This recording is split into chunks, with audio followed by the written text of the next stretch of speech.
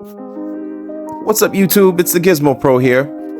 The best of Google goes head-to-head with the best of Samsung. These two are undoubtedly the smartest smartphones available, packed with AI capabilities that make the iPhone seem less advanced, especially with Apple's major intelligence features not expected until 2025. But in this AI battle, there can only be one winner. Only one of these companies is truly leveraging AI in a way that could change the smartphone game forever. Let's dive into this early comparison to see who claims the ultimate flagship title in the Android world. If you're new to the channel, go ahead and click the bell notification icon to get all my latest videos. I've also been seeing that about 90% of you have not subscribed, so go ahead, please click that subscribe button. When it comes to value, Google consistently delivers flagship phones at a more affordable price than both Samsung and Apple. The Pixel 9 Pro XL starts at $1,100 for the 128GB model, while the Galaxy S24 Ultra begins at $1,300 for the 256GB variant. In addition to its lower price, Google also offers enticing pre-order deals, including $200 in-store credit and a full year of Gemini Advanced AI, plus higher trade-in values for older flagships. Inside the box, you'll find a USB Type-C cable. Of course, we don't get chargers with flagship phones anymore, but there's also a user guide tucked inside a small compartment, along with a SIM-ejector tool. So, is the Galaxy S24 Ultra worth the extra $200 in 2024? Let's break it down, starting with the design. Both phones are undeniably premium, but they differ significantly in how they feel in hand. On the sides of the Pixel 9 Pro XL, we have the power button and volume rocker. The only downside I see is the shiny finish. I would have preferred a matte finish like the back, similar to what Apple and Samsung are doing, especially with my S24 Ultra. But overall, it's a gorgeous device. On the bottom, we have the SIM card tray, USB Type-C port, and speaker grill. The other side is clean, and at the top, there's a microphone. There's also a microphone at the bottom, giving the device a total of 3 microphones. The S24 Ultra, with its super boxy and edgy design, exudes an ultra premium feel, though it may not be the most comfortable for prolonged use. On the other hand, the Pixel 9 Pro XL features a rounded design, making it more comfortable to hold. Pixel 9 is also about 10 grams lighter than the S24 Ultra. While both are top tier in terms of build quality, the Pixel's shape gives it an edge in terms of everyday comfort. I recommend checking out these devices in store to see how they feel in your hand. In the past, Samsung was the undisputed leader in display technology, but it's surprising to see Google's offering a brighter screen for the second year in a row. The Pixel 9 Pro XL boasts a 6.8-inch display and 3,000 nits of brightness, compared to the S24 Ultra's 2,600 nits. On paper, the Pixel is brighter, but when you take both phones outside, you'll notice that the S24 Ultra's non-reflective display offers better visibility thanks to its coating. The Pixel tends to produce more reflections, which is something to keep in mind. Additionally, the adaptive brightness on the S24 Ultra seems to work better in varying light conditions, offering more consistent visibility. Samsung's display does have an edge with its Gorilla Glass armor, reducing reflection significantly, a feature I truly appreciate. So, while Samsung may no longer have the brightest display, it does offer the least reflective one. I do wish, though, that I could unlock the Pixel from a completely blank screen without having to activate the always-on display, press the power button, or wait for a notification. Samsung phones allow this, and it's a feature I miss here. The haptics are nice, again, and the buttons have a satisfying clickiness this year. Looking at the performance, this is where the price difference between the Pixel 9 Pro XL and the S24 Ultra becomes apparent. The Pixel 9 Pro XL is powered by Google's custom Tensor G4 chip, while Samsung uses the cutting-edge Snapdragon 8 Gen 3 chip. While the Tensor G4 is a flagship-level chip, it doesn't quite match the raw power and long-term gaming performance of the Snapdragon 8 Gen 3. If you're not into gaming or benchmarks, the Tensor G4 will likely provide a smooth, optimized experience. But for those seeking top-tier gaming performance, the Snapdragon chip sets the standard. Both phones also have IP68 water resistance, wireless charging, and reverse wireless charging, which allows you to charge accessories like earbuds on the go. They also feature stereo speakers, though the S24 Ultra has a slight edge in sound quality. Google makes Android, and they make their own Android phones, so it stands to reason that the Google Android phone should showcase the best of Android, right? Well, both devices come with Android 14 out the box, and both will soon receive Android 15 updates, with each company offering 7 years of software support and OS updates. Samsung's One UI 6.1 on the S24 Ultra is feature-packed, but Google has also upped its game with new AI capabilities.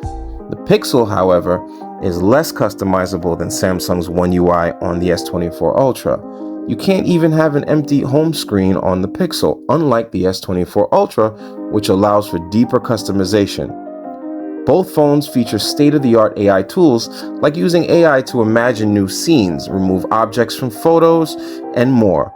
Gemini Assistant, available on both devices, is a major advancement, integrating seamlessly with Google apps to perform tasks efficiently. Until Samsung introduces an AI-driven Bixby, Gemini remains a significant advantage, particularly since it comes free for a year with the Pixel 9 Pro XL. Here's the weird part. Google Assistant still exists alongside Gemini on these phones. In fact, for a while, Google Assistant was better than Gemini at basic tasks like setting timers and controlling smart home devices. Even now, Gemini can do all these things, but it sometimes falls back on Google Assistant to get them done. It's confusing, but the bottom line is that Gemini is rapidly improving and becoming more capable. You can also enable Gemini extensions, which let it access more of your life through apps like Google Docs and Calendar, making it even more useful. And then there's Gemini Live, which allows for fully conversational mode with the assistant. It's not perfect, but when it works, it's incredibly useful, especially for follow-up questions and ongoing tasks. Overall, I'm impressed with Gemini, and I plan to do a comparison with other assistants soon. But here's the thing, you can use Gemini on any Android phone, not just the Pixel. So what's the point of all the extra AI power in the Tensor G4 and the additional RAM? Well, there are plenty of other AI tasks. Google has taken AI a step further by using it to enhance one of Android's traditionally weaker areas, video performance. The Pixel 9 Pro XL offers two standout features: Video Boost, which upscales videos to 8K, and Night Sight Video, which Google claims is the best low-light video available on a smartphone. Google's AI also improves zoom clarity, offering up to 20x magnification, potentially changing the game. Samsung, for now, isn't leveraging AI in these areas, which could be a missed opportunity. Google's AI-driven enhancements could give it the edge in low-light video and high-zoom photography. Samsung packs the most comprehensive camera hardware into the S24 Ultra, with dual optical lenses offering 5x and 3x zoom, plus ultra-wide and main sensors. The Pixel 9 Pro XL counters with its wide, ultra-wide, and 5x telephoto lenses, but with an upgraded ultra-wide sensor that performs better in low light than Samsung's 12-megapixel sensor. Additionally, Google offers a higher resolution 42-megapixel selfie camera, which is also wider than Samsung's 12-megapixel counterpart. While Samsung's hardware is formidable, Google's AI features give it an edge, particularly in challenging lighting conditions and video upscaling. Shooting with these new cameras is great. They're fast, the app is responsive, and it's easy to get consistently good photos. However, the photos still have that very processed look that's become the Pixel's signature. Lots of HDR, contrast, and sharpening. While this works well for social media, some people might prefer a more natural look. In terms of battery life, both phones have 5,000 mAh batteries and offer similar endurance based on initial testing. However, the S24 Ultra charges faster, going from 0 to 100% in an hour, while the Pixel 9 Pro XL takes around an hour and 17 minutes. Both phones have similar battery sizes, with Google now offering 45-watt fast charging, matching the Galaxy S24 Ultra. Google claims a 20% improvement in battery life over the previous generation, likely due to the Tensor G4 chip, though this will need to be tested. I've been getting solid battery life, around 5 hours of screen time with heavy use on the XL, but the charging speeds still aren't great. The XL maxes out at 37 watts, and the smaller models are even slower. I'm not asking for crazy fast charging, just something in the 50 to 60 watt range would be nice. So, am I considering switching from the Samsung Galaxy's S24 to the Google Pixel 9 Pro XL? Well, the answer is no. So, here's a simple conclusion. If you already own the Galaxy S24 Ultra, there's no need to switch to the Pixel 9 Pro XL. The Pixel doesn't dramatically outperform the S24 Ultra at all, and in some areas, like build quality, it might even lag behind a bit. However, if you're deciding between the two and don't own either, you'll be happy with either choice. The Pixel 9 Pro XL saves you $100, but misses out on features like the S Pen and titanium build of the S24 Ultra.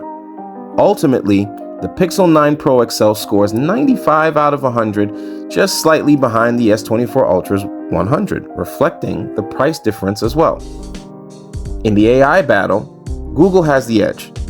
It also leads in camera hardware with its superior selfie sensor and ultra-wide lens. Samsung, however, dominates in raw performance thanks to the Snapdragon 8 Gen 3, which excels in benchmarks in gaming. Given that the Pixel 9 Pro XL is $200 cheaper, it represents a compelling alternative to Samsung's flagship, especially if performance isn't your top priority. While the Pixel 9 Pro XL is an amazing phone with no compromises, the S24 Ultra offers more features that I rely on daily, like the S Pen, better build quality, and superior customization. For just $100 more, the S24 Ultra better fits my needs, so I'm sticking with it. But what do you think, YouTube? Share your thoughts in the comments below. If you found this comparison helpful, don't forget to give it a thumbs up and subscribe for more content. Thanks for watching. Thanks for continuing to support my channel, and stay tuned for more in-depth hands-on comparisons. See you next time. Peace.